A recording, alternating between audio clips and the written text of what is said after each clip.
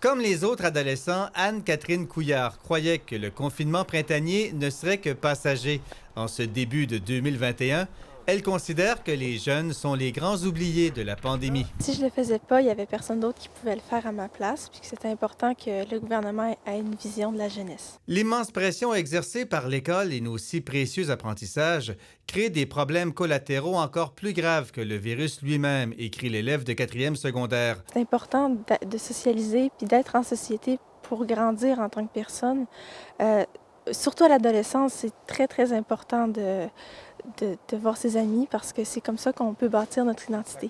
Un jour en classe, un jour en ligne. Pour l'adolescente, l'horaire des cours adopté par le gouvernement empêche les jeunes de se construire une routine efficace. Elle propose une rotation à la semaine plutôt qu'à chaque jour. C'est beaucoup plus éprouvant et fatigant d'être en ligne parce qu'à l'école, c'est un endroit où on est habitué d'être. Anne-Catherine termine sa missive par un message d'espoir malgré tout.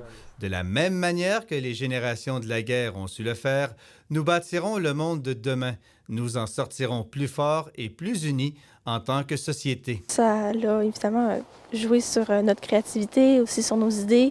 On a eu le temps de réfléchir, de découvrir sur soi-même. On commence à l'appeler, cette génération, la génération C, pour COVID, coronavirus, confinement. Sylvain Gaudreault a rendu cette lettre publique sur sa page Facebook. Selon lui, François Legault doit répondre à l'adolescente. Il faut savoir saisir qui comme une importance ou un message fort, puis le premier ministre devrait saisir ça. C'est sûr que j'aimerais ça, mais je sais qu'ils doivent prendre des décisions très difficiles et qu'il y a beaucoup plus d'enjeux importants. Jean Houle, TVA Nouvelles, Saguenay.